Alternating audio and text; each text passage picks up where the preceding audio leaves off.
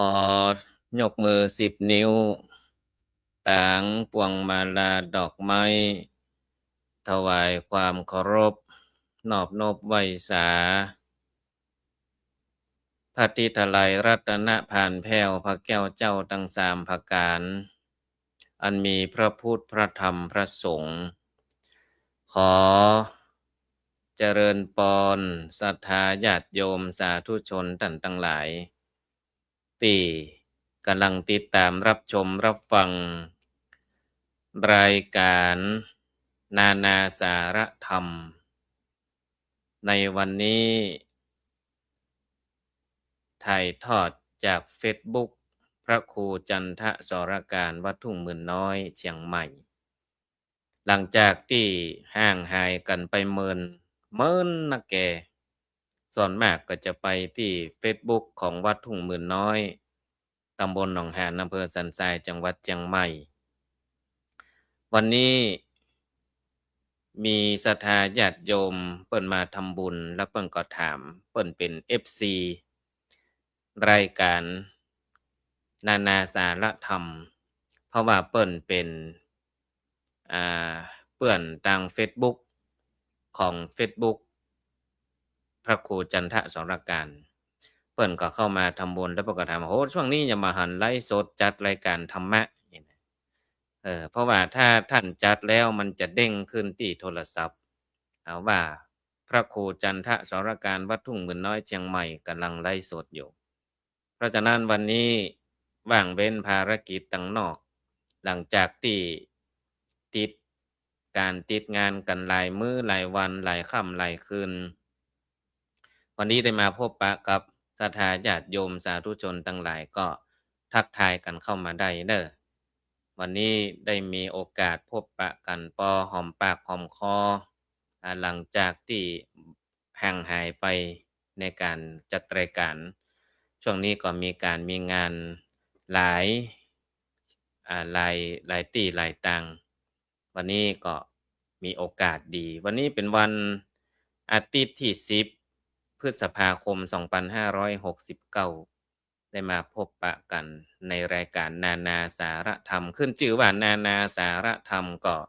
มาอู้มาจากันพบปะกันหลายเรื่องหลายราวนานาสาระอันเป็นประโยชน์อันเป็นพโญชนะให้ศรัทธาญาติโยมได้รับฟังกันตอนนี้คุณโยมแม่ขวัญเกียรติไนเข้ามาทักทายแล้วไหว้สาเจ้าขออนุโมทนาเน้อคุณโยมนี่ก็เป็น FC รายการอันนี้เปิ้นกล้าเปิ้นขายขนมอาหารบ้างของเบกต่างๆนานานี่ขนมเปิ้นล้ำเนี่ยอันนี้ใครจัดทำเบกจัดทำขนมก็ติดต่อเปิ้นได้อันนี้เปิ้นจังเอามาถวายพระสงฆ์องค์สามเณรก็ได้จิ้มได้ฉันฝีมือของเปิ้นนะโอ้อร่อยล้ำแล้วก็เจ้าจันตะวังโสณคำแปลงไหว้สาเจ้าสาธุสาธุได้เข้ามาทักทายกันเน้อว่าสัญญาณภาพและเสียงเป็นอย่างใดญาติโยมเข้ามาทักทายกันก็แสดงว่าใจได้สัญญาณตะกี้ได้ยินเสียงขะลึงขะลึงตังสะเม็ดโจสันทรายนี่ได้ยินเสียงฟ้าห้องละบ่ฮู้ว่าไฟจะตกจะดับเมื่อใดเน้อตามสถานการณ์เน้อถ้ามันดับปุ๊บนี่ก็คือขาดจากการถ่ายทอดสดแล้วเน้อบ่เปิดใหม่แล้วนะก็ลวดลงไปตรงนั้นตรงนี้นะเน้อบอกไว้ก่อนนะเผื่อว่าโอ้ขะลึงขะลังมาไฟดับไฟตกไปแล้วก็รอฟังอย่างประมาณสักเทื่อเนี่ยออกตัวไว้ก่อนเน้อถ้ามันดับปุ๊บก็คือปิดแล้วลวดจำวัดแล้วนะลวดจำวัดแล้วขะลึงขะลึงมาแล้วเนาะโยมชิดชบานี่ส่งสติกเกอร์รูปยกมือไหว้สาขึ้นมา3ครั้งก็หมายความว่าสาธุสาธุสาธุนี่ขออนุโมทนาคุณโยมชิดชบาคุณโยมกำพลดวงดีนมัสการสาธุสาธุอนุโมทนาเน้อนี่คุณโยมกำพลดวงดีจากวัดทุ่งจากบ้านทุ่งหมื่นน้อยท่านพระครูประหลัดนิพนธ์ภูริวัฒโกอันนี้เพิ่นยังบ่ได้เปลี่ยนชื่อเฟซบุ๊กเพิ่นเด้อเน้อ อันนี้หลวงพ่อท่านพระครูประหลัดนิพนธ์นี่เปิ้นเป็นพระครูสัญญาบัตรละมันยังบ่ได้เปลี่ยนชื่ออ่าเฟซเปิ้นเตื้อเนาะนี่ก็ไหว้สานะครับเด้อท่านเจ้าคณะตำบลอันนี้จากสารปีกราบไหว้สาครับนี่อันนี้สาธุสาธุอันนี้เปิ้นมาทักทายอันนี้เปิ้นปกติเปิ้นก็เป็นพระนักจัดรายการวิทยุเด้อเป็นพระนักเผยแผ่ของอำเภอสารปีของจังหวัดเชียงใหม่นี่ท่านพระครูประหลัดนิพนธ์ คุณโยมสิทธิ์อิ่มสำราญกราบสาธุครับท่านพระครูสาธุสาธุอนุโมทนาหลวงพ่อธรรมชาติไหว้สาเนอท่านพระครูโอ้สวัสดีครับไหว้สาหลวงพ่อท่านพระครูจากแม่ฮ่องสอนสาธุสาธุครับโอ้บ่ปะกันเจิดเมินสุขสบายดีนะครับเนาะหลวงพ่อครับกึดเติงหานะครับเน้อถ้าได้ไปตังแม่ฮ่องสอนจะได้ไปแหว่ไหว้สาบารมีธรรมก็ว่าเปิ้นย้ายไปอยู่ตังใดละหมูเน้อแต่ก่อนนี้เปิ้นอยู่อ่ดอยกองมูเนาะขึ้นไปแอวครับเปิ้นตอนนี้เหมือนดูว่าเปิ้นจะลงมาแล้วเดี๋ยวก็ติดตามลำตัวก็ถามข้อมูลนะครับเน้อครับไหว้สาหลวงพ่อนักๆครับที่เข้ามาทักทาย ถวายกำลังใจ อย่างที่บอกไว้เนอะศรัทธาสาธุชนท่านทั้งหลาย วันนี้พบปะกันในยามค่ำคืน นานาสารธรรมนะ วันนี้เอาเรื่องสปะสเปดมาอู้มาจาโดยเฉพาะช่วงนี้มีข่าวสารงานบุญหรือว่าข่าวสารความเคลื่อนไหวอย่างใดทางพระพุทธศาสนาก็จะได้มาอู้มาจากันกับศรัทธาญาติโยมที่ได้เข้ามาร่วมกันสดับรับฟังบ่เต่าแต่นั้นก็จะเอาธรรมะมานำเสนอให้ศรัทธาญาติโยมโดยใจสื่อสังคมออนไลน์เพื่อเป็นประโยชน์คือเกิดประโยชน์ต่อศรัทธาพ่อแม่พี่น้องบ่นักก็น้อยเพราะว่าหน้าที่ของทุเจ้าพระเนนนั้นก็คือมีหน้าที่ศึกษาร่ำเรียนรับธรรมวินัยความรู้ต่างๆโลกต่างธรรมถ้าเรียนมาแล้วก็มานำเสนอให้ศรัทธาพ่อแม่พี่น้องศรัทธาอุบาสกอุบาสิกาตามโบราณแต่เก่าก่อนเมินมาก็เป็นอย่างเนี้ยพระสงฆ์องค์ข้าเจ้ามีหน้าที่ศึกษาเล่าเรียนศึกษาหลักธรรมคำสอนทางพระพุทธศาสนาแล้วก็นำมาเผยแผ่ให้พ่อออกไม่ออกศรัทธาบางเรื่องบางราวพ่อออกไม่ออกศรัทธาก็เคยได้ยินมาแล้วบางเรื่องบางราวก็ยังบ่เคยได้ยินเป็นเรื่องใหม่เพราะฉะนั้นพระสงฆ์องค์สามเณรในยุคปัจจุบันนี้ก็จำเป็นอย่างยิ่งที่จะต้องศึกษาห่ำเฮียนความรู้ตึงตังโลกตังธรรมเพื่อให้รู้เต่ารู้ตันเปิ้นอย่างบัดเดี๋ยวเนี้ยทุเจ้าตุ้มเหมือนน้อยก็เรียนรู้บ่ได้ว่าจะหยุดเรียนรู้ต้องเรียนรู้ไปเรื่อยๆเรียนรู้ตังธรรมโดยเรียนรู้ตังโลกโดยถ้าเราบ่เรียนรู้ตังโลกเราก็มาย้ายอีบ่จังน่ะจะมาไลฟ์สดเอาธรรมะมานำเสนอให้ศรัทธาญาติโยมได้ยินได้ฟังย้ายอีบ่จังล่ะก็จะต้องขอลูกศิษย์ลูกหาบางครั้งลูกศิษย์ลูกหาก็บ่ว่างบ่ล่ามได้อยู่ก็จำเป็นจะต้องดำเนินการเองอันนี้ก็ศึกษาเล่าเรียนบ่มีที่มันจะตึกเนาะการร่ำการเรียนคะแนนว่าใจในทางที่ถูกที่ควรใจให้เกิดประโยชน์อ่ากับพี่น้องศรัทธาเจ้าบ้านเฮาเนี่ยอันเนี้ยจึงเป็นสิ่งที่ดีเพราะทั้งว่าจ้างใจบ่ใช่ใจจ้างอย่างเดียวต้องจ้างใจให้เกิดประโยชน์ศรัทธาสาธุชนท่านทั้งหลายบัดเดี๋ยวนี้เอาธรรมะมานำเสนอโดยสลับกับทักทายกับศรัทธาพ่อแม่พี่น้องที่เข้ามาทักทายกันบ่เพื่อเสียผลประโยชน์เสียผลประโยชน์ในที่นี้คือหยังไหลมามันเด้งขึ้นมาเข้ามาพอบ่มีเนื้อหาสาระหยังเฮ้ยตุเจ้าอู้กะอันหยังหุผีเบามีกะน้ำบ่มีธรรมะธัมโมหยังสักอย่างนี่น่ะก็บ่เฮือเสียกะอินเทอร์เน็ตบ่ได้มาฟังแล้วก็เป็นประโยชน์บ่นักก็น้อยอย่างน้อยแล้วก็มาพบปะกันได้ดีละเพิ่นฮ้องว่าหยังสิ่งที่เป็นมังกละเพิ่นถึงบอกว่าเสียงก้องเสียงกลองเสียงมองต่ำเข้าเสียงตุเจ้าเทศธรรมเสียงก้องเสียงกลอง เสียงมองต่ำเข้าเสียงตุเจ้าเทศธรรมเป็นเสียงที่เป็นมงคลเป็นเสียงที่เป็นมังกละเสียงก้องเสียงกองได้ยินที่ไหนโอ้เปิ้นกินเปิ้นแตนเปิ้นแห่เปิ้นแห่นกันโลนี่เป็นเปิ้นคำว่าประเพณีวัฒนธรรมยังคงอยู่บ้านเมืองนั้นจุ่มเย็นมีความสมัครสมานสามัคคีกลมเกลียวกันเป็นอันหนึ่งอันเดียวกันเนาะถึงวัดถึงบ้านโอ้เปิ้นมีการมีงานแห่แห่นแต่นแต้มีกินมีตานกันโลเนี่ยเสียงก้องเสียงกองเลยเป็นเสียงที่เป็นมงคลมังกละเสียงก้องเสียงกองเสียงมองต่ำเข้าสมัยแต่ก่อนนี่เปิ้นปลูกข้าวปลูกนาเรียบร้อยเปิ้นก็จัดกินจัดจ้ายเปิ้นก็เอามาตำมองต่ำเข้าก็ทำให้รู้ว่าบ้านนั้นเมืองนั้นยังอุดมสมบูรณ์มีพืชพันธุ์ธัญญาหารอุดมสมบูรณ์มีข้าวมีหยังมาตำเพื่อใจกินใจใจอยู่ก็ใจกินบริโภคก็อันนี้เป็นเสียงที่เป็นมงคลถ้าบ้านใดบ่มีเสียงมองต่ำเข้าแสดงว่าบ้านนั้นอดอยากกลั้นอยากอ่าผลผลิตทางการเกษตรบ่มีข้าวยากหมากแพงมันแห้งมันแล้งเงี้ยเพราะฉะนั้นถ้าได้ยินเสียงมองต่ำเข้าอยู่แสดงว่าโอ้บ้านนั้นมันได้ยังอุดมสมบูรณ์ตอนนี้ฝนตกแล้วเน่ะฝนตกแล้วลมก็น่าจะมีเหมือนกันถ้ามันดับไปก็ลวดลากันเนี่ยเน่ะตึงนั้นตึงนี้เน่ะสถาญาติโยมฟังแล้วก็ทำใจไปโดยเน่ะ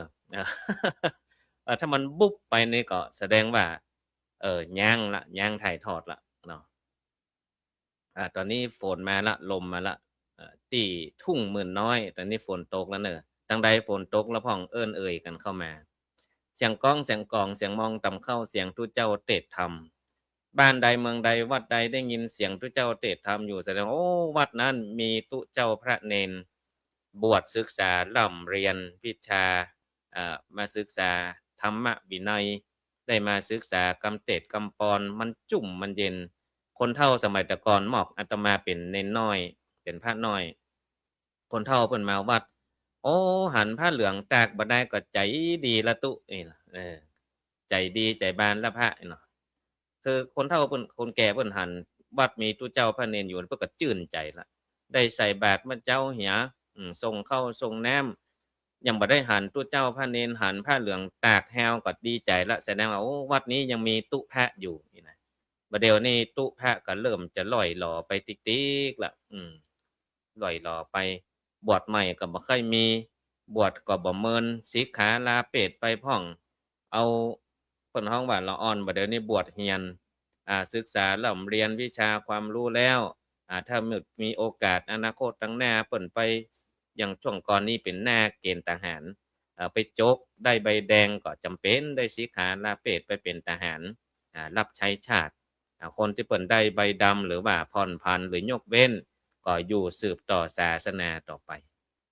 เนี่ยเสียงก้องเสียงกองเสียงมองต่ำเข้าเสียงทุเจ้าเทศน์ธรรมเลยเป็นเสียงที่เป็นมังกละอย่างค่ำคืนเนี้ยศรัทธาญาติโยมไหลมาปะทางเฟซบุ๊กมันเด้งขึ้นมาอีเนาะเด้งขึ้นมา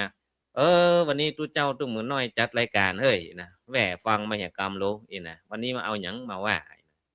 มาพร้อมกับสายฝนเลยวันนี้ตะกี้คุณโยมเดี๋ยวเนอตักที่ไหนล่ะฮะอ่าอันนี้คุณโยมอันหยังก็นี่จื่อนะไหว้สาธุค่ะสาธุเน้ออ่าอันหยังว่าลืมชื่อเล่นไปแล้วอันนี้เพิ่นก็แม่นก็เนี่ยพอเข้าคล้ายเข้าคามาเดี๋ยวนี้ตาก็บ่ค่อยดีนะรูปนิ้วก็บ่หันแล้วบ่หันบ่ค่อยถี่ขึ้นเลข4มาใกล้เลข5แล้วนะมันไม่ได้ธรรมดานะตาก็บ่ค่อยดีไปแล้วนะหันนะหันบ่ถี่ คุณโยมศรีวิไลจำซื่อกราบสาธุเนออนุโมทนาโยมแม่เนอเนี่ยเข้ามาทักทายกันคุณโยมพายงอินทเนียสาธุน้ำเพชรหางดงกำลังตกเจ้าอ๋อสาธุหางดงก็ตกเหมือนกันตอนนี้ตกแห่ใหญ่เหมือนกันเนอโยมเนอตังแม่โจ้ทุ่งหมื่นน้อยสันทรายเชียงใหม่ตอนนี้ลงหนักเลยศรัทธาญาติโยมคงจะได้ยินเสียงฝนตกใส่หลังคาอยู่อันนี้ท่านพัทรพันธ์บัวสายนมัสการครับหางดงกำลังหั่งแสดงว่าตกหนักเหมือนกันเด้อหั่งมันจะมีตกหลายอย่างนะ ตกซินี่ตกสุยเนี่ยเริ่มตั้งแต่สุยมาละสุยตกถ้าบะหั่งนี่แสดงว่านักนะแกเนาะนี่ตังแห่งดงกำลังหั่งครับ มาได้ยินเมินแล้วเนอะก็ว่าหั่งนี่นะแสดงว่าตกหนักเหมือนกันคุณโยมแม่ขวัญเกียรไนฝนตกลัดเจ้าพระอาจารย์คืนนี้รับหมวนแหน่งแม่นแล้วฝนตกก็จุ่มก็เย็นฟังธรรมก็จุ่มก็เย็นมาพร้อมกันเนาะน้ำธรรมคำสอนนี่เป็นของจุ่มเย็นจัดรายการวันนี้ปุ๊บฝนก็ตกทันที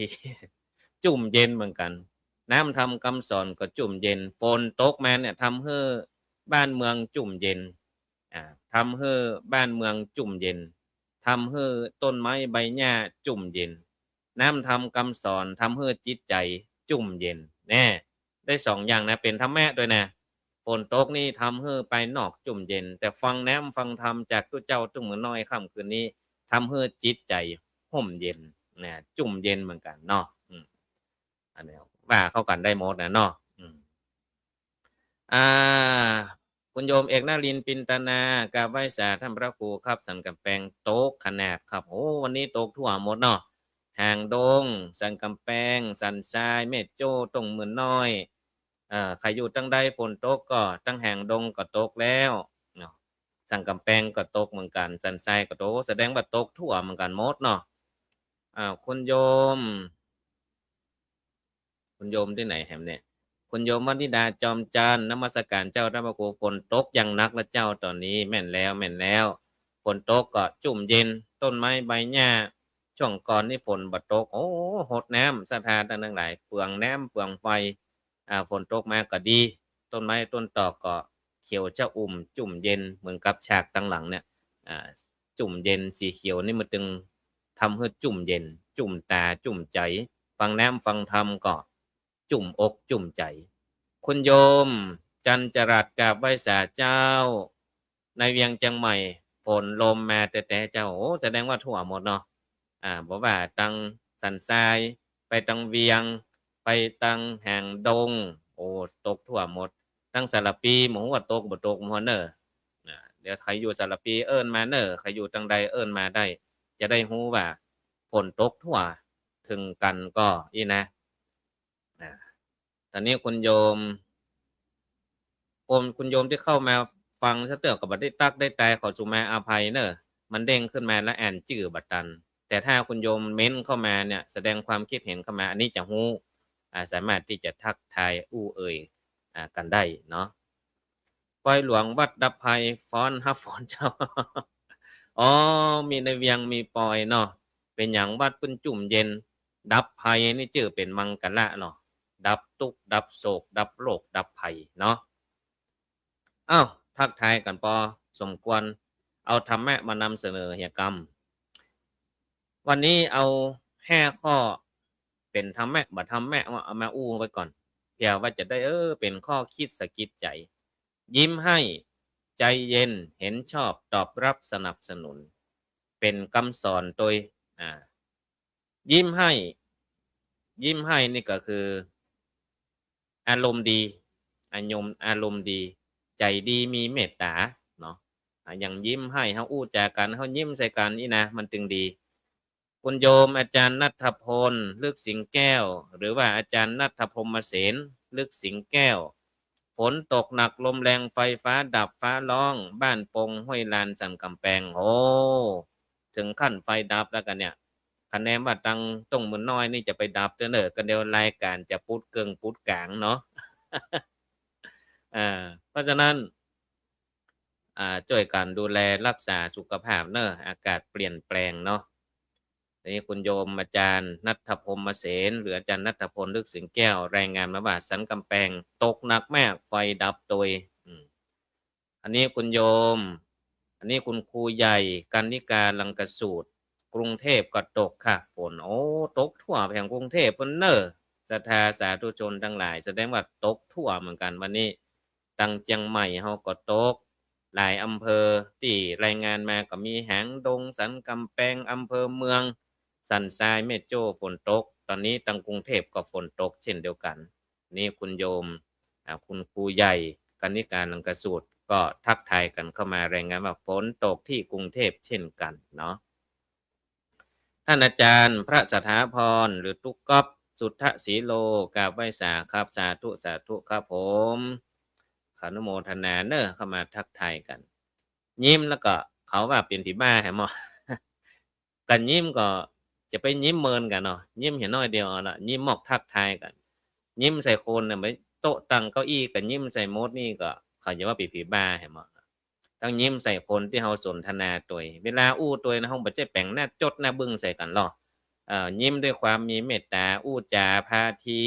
เวลาสนทนากับผู้สนทนานี่นะจัดสำคัญเด้อการสื่อสารถ้าเราอู้จาแล้วเราแปลงหน้าจดหน้าบึ้งตัวนี่สื่อสารบ่ค่อยรู้เรื่องเขาก็กลัวก็เก่งเข้าหาบ่ท้องถ้าเรายิ้มให้มีเมตตาอู้จาพาทีกันด้วยความเมตตาอีนะยิ้มให้ยิ้มได้เมื่อภัยมาไม่โศกาเมื่อภัยมียิ้มรับมันไว้บ่ว่าจะเกิดปัญหาหยังขึ้นมาในชีวิตของเรายิ้มให้กับปัญหานั้นยิ้มให้กับความทุกข์ความโศกเหล่านั้นมันจัดการเราอืมยิ้มได้เมื่อภัยมาไม่โศกาเมื่อภัยมีคือยิ้มให้เนี่ยคำไทยว่ายิ้มให้ประการต่อมาใจเย็นใจเย็นก็ต้องมีความสุขุมรอบคอบมีสติมีสติจะไปหุนหันพลันแล่นบางครั้งบางคราวเกิดปัญหาขึ้นมาแล้วหุนหันพลันแล่นขาดสติทำอันหยังไปขาดความรอบคอบมันก็จะเกิดปัญหาโดยมาเนี่ยเพราะฉะนั้นโดยเฉพาะการที่เป็นผู้นำนิสทธาสาธุชนท่านทั้งหลายมีลูกน้องป้องไปนักคนที่อยู่หัวเป็นหัวหน้าเปิ้นนี่นะ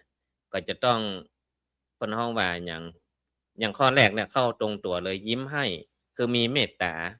มีเมตตาต่อบริวารแล้วก็มีความใจเย็นสุขุมรอบคอบตัดสินปัญหายังบ่ใจอารมณ์นี่นะเอ่อก็จะทำให้เกิดผลดีแล้วก็เวลาเราใจเย็นเวลาเรามีเมตตานักๆเนี่ยลูกน้องป้องปายบริวารก็จะนักสังเกตยกตัวอย่างง่ายๆอย่างเดือนกับตะวันน่ะพระจันทร์กับพระอาทิตย์นี่นะอู้ที่มันต่างหันง่ายๆเนี่ยเปรียบเทียบให้ฟังเดือนนี่นะอย่างวันนี้มาหันละมืดฝนถ้าวันใดที่มันบ่มีเมฆฝนนี่นะจะหันท้องฟ้าที่มีพระจันทร์แล้วก็จะหันดวงดาวมิบๆม็อบๆอยู่รอบข้างพระจันทร์เนี่ยตรงกันข้ามพระอาทิตย์มีความร้อนแรงแสงจ้าดวงดาวหมู่นั้นก็เลยบ่หันแสงเขาสักอย่างหันแก่พระอาทิตย์เหมือนกับคนเฮาก็เหมือนกันถ้าเฮาร้อนเฮาไหม้มันมีความใจร้อนนี่นะโมโหโกธาลูกน้องป้องไปก็หายแซบหายสอยแต่ตราบใดที่เฮาจุ่มเย็นมีความเมตตาใจเย็นสุขุมรอบคอบโอ้ลูกน้องป้องไปก็แวดล้อมอ้อมข้างอย่างพระจันทร์ก็จะหันดวงดาวอยู่เต็มท้องฟ้าระยิบระยับประการที่3เห็นชอบเห็นชอบเห็นชอบก็คือบ่กีดกันบ่ขัดขวางเวลาเขามาเสนอหรือว่ามีเรื่องหยังมาปรึกษาถ้ามันดีก็หันดีหันงามหันตุยคือเห็นชอบเนี่ยบ่กีดกันบ่ขัดขวางบ่กลัวเหลืออีเตอะเนาะเขาจะขึ้นใหญ่ไปตั้งหน้าเขาก็บ่ดีขัดขวางบ่ดีกีดกันความเจริญของเขานี่นะต้องส่งกันมันมีกรรมเขานึกว่าอย่างก็อ่าเสมอกันผู้น้อยอย่างเดียวถ้าเกิดออกจะออกไม่ใครใครเกิดได้เอิ้นมาตัวเน้อมีผู้น้อยผู้ใหญ่เสมอกันอย่างนั้นมันจะมีการดึงกันดันกันประคองกันเนี่ยมันจะมีกำคับกันให้เกิดได้พิมพ์มาบอกกันเน้อผู้น้อยดึงผู้ใหญ่ดึงผู้น้อยดันเสมอกันประคองอีกคือการอยู่ด้วยกันต้อง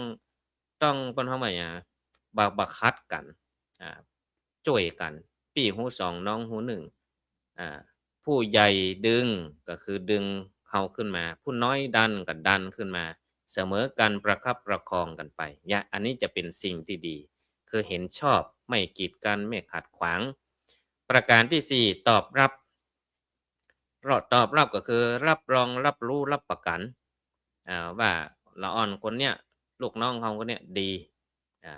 หรือว่าเสนออันหยังมาถ้ามันดีมันงามเราก็ตอบรับอ๋ออันนี้ดีหั้นดีหั้นตุยหั้นชอบเด้องี้นะก็เป็นการให้กำลังใจเขาการอยู่ด้วยกันนี่มันจะต้องช่วยกัน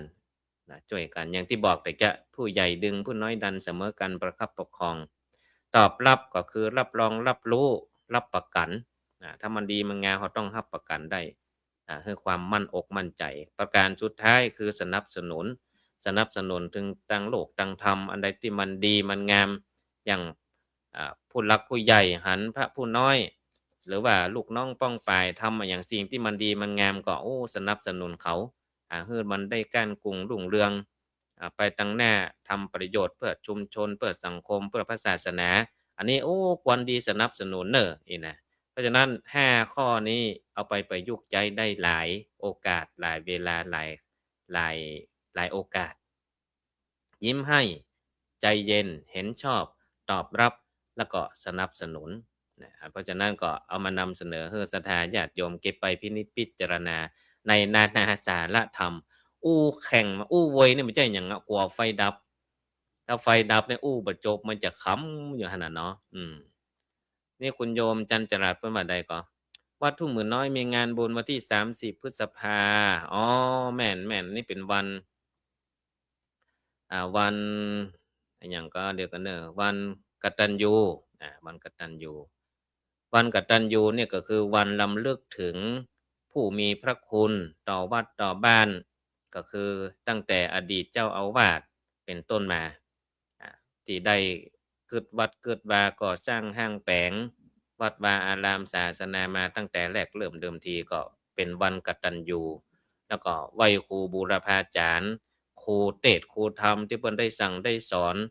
การเทศนาธรรมครูสั่งครูสอนบ่ว่าจะเป็นตัวเมืองครูสั่งครูสอนกรรมฐานวิปัสสนาได้ไปห่ำไปเรียนสำนักวัดพระธาตุศรีจอมทองก็รำลึกถึงพระคุณของหลวงปู่ทองสิริมังกโลนี่ก็เป็นครูยักษ์เก๋าครูใหญ่ในด้านวิปัสสนา เพราะฉะนั้นวันที่30พฤษภาเนี่ยญาติโยมท่านใดว่างก็มาร่วมบุญร่วมกุศลมาถวายเพลพระโดยแล้วก็ศรัทธาญาติโยมที่มาร่วมก็กินข้าวน้ำข้าวตอนกันก็เป็นวสิพิธีเนาะอันนี้เป็นวันกตัญญูไหว้ครูบูรพาจารย์วันที่30พฤษภาคมแล้วก็อันนี้ก็ลวดประชาสัมพันธ์ไปทางหน้าแถมก็จะมีการเปิดโครงการอบรมการเทศนาธรรมแบบธรรมวัดพื้นเมืองทั้งธรรมวัดธรรมดานี่กับเทศมหาจาตุตลอดจนถึงเมียนตัวเมืองเป็นรุ่นที่8ละปีแล้วบ่ได้จัดสักกรรมปีแล้วไปตังวิปัสสนาปีนี้พระสงฆ์องค์สามเณรเรียกร้องกันเข้ามานักบอกโอ้เมื่อใดจะเปิดสอนเทศสอนตัวเมืองก็เลยจะเริ่มเปิดในเดือนมิถุนายนวันอาทิตย์ที่14มิถุนายน7วัน7อาทิตย์ก็มีพระสงฆ์องค์สามเณรพ่อน้อยพ่อหนานเข้ามาติดต่อสอบถามว่าจะเข้ามามาเรียนมาเข้าร่วมโครงการวันที่14มิถุนายนเน้อตั้งแต่เวลาบ่ายโมงเป็นต้นไปเรียนกัน7วันสุดท้ายก็คือ26กรกฎาคม26กรกฎาคมเป็นวันอาทิตย์สุดท้ายปะกัน7ครั้งกันเดียวไผที่จะร่วมทำบุญเป็นเจ้าภาพน้ำปานะก็ก้อยจับก้อยจองกันเป็นเจ้าภาพก็แล้วกันเนาะ7อาทิตย์ด้วยกันอันนี้ก็ประชาสัมพันธ์ล่วงหน้าไว้ก่อนอันนี้เป็นภาพตัวอย่างพระสงฆ์องค์เน้นที่มาหำมาเฮียนแต่ละรุ่นก็หลายนักพอสมควรเหมือนกันนี่มาดูว่าจะตังแม่ออนสังกำแปงโอ้หลายในเวียงก็มีหลายตนหลายตีเพราะฉะนั้นก็ฝากกับศรัทธาญาติโยมเนอะวันนี้ได้เอาธรรมะมานำเสนอให้ศรัทธาในนานาสาระธรรมโอ้เวลาเสี่ยงเวลา30กว่านาทีละเกินชั่วโมงไปหน่อยแล้วทักทายกับญาติโยมที่มาทักทายกันกรรมคุณโยมพินทราสำราญสกุลนมัสการเจ้าท่านพระครูตอนนี้ฝนกำลังตกหนักเลยเจ้านี่แม่นละบ้านเฮานี่จุ่มเย็นแต่เนอะตกทั่วเหมือนกันหมดนะเนี่ยตะกี้ถาม FC รายการญาติโยมพระสงฆ์องค์สามเณร ปิ้นได้รายงานเข้ามาว่าแต่ละที่แต่ละทางก็ตกเหมือนกันหมดหางดงสันกำแพงแล้วก็กรุงเทพก็ตกเหมือนกันตะกี้คุณโยมคุณครูใหญ่คุณครูกนิกาเพิ่นก็บอกมาว่าทางกรุงเทพก็ตกเหมือนกัน คุณโยมสุปราณีทรงคำนมัสการเจ้าท่านพระครูเจ้าสาธุสาธุอนุโมทนาเนอะเอาละวันนี้ก็คงจะพอหอมปากหอมคอเนาะหมอกหายคือเติงหากันหมอกเอาธรรมะมานำเสนอให้ศรัทธาญาติโยมเป็นประโยชน์บ่นักก็น้อยเก็บไปพินิจพิจารณากันเนาะโอกาสหน้าปะกันทำไมในรายการนานาสารธรรมวันนี้เวลาหมดเวลาเกิงชั่วโมง พอให้พอดีก็คงจะได้นำรายการจากลาศรัทธาญาติโยมไปหาก่อนจะได้แล้วขอฝากกับศรัทธาพ่อแม่พี่น้องไว้ช่วงนี้อากาศเปลี่ยนแปลงเบิดร้อนเบิดหนาวเบิดฝนตกก็รักษาสุขภาพประเดี๋ยวนี้มันเป็นหวัดเป็นไอเป็นเมื่อยนะเป็นเว้ยแล้วมันนานหายต้องรักษาสุขภาพเน้อเอาละขอแอ้งเอาคุณพระศรีรัตนตรัยอันมีพระพุทธพระธรรมพระสงฆ์คุณพ่อคุณแม่ที่ให้กำเนิดเกิดมาเป็นคนคุณครูบาอาจารย์ที่ได้สั่งสอนศิลปะวิชาความรู้ได้สิ่งศักดิ์สิทธิ์ทั้งหลายที่ศรัทธาญาติโยมได้ความเคารพนับถือของการปรารถนามาปกปักรักษาศรัทธาท่านทั้งหลายให้มีความสุขกายสบายใจเหมือนกันทุกคนทุกท่านนอนรับฝันดีบุญกินบุญทานบุญเกิดจากการฟังเทศน์ฟังธรรม ในวันนี้ก็ปกห่มรักษาศรัทธาญาติโยมเหมือนกันคู่คนเนอจัตตาโลธรรมาวัฏันติอายุวันโนสุขังปลัง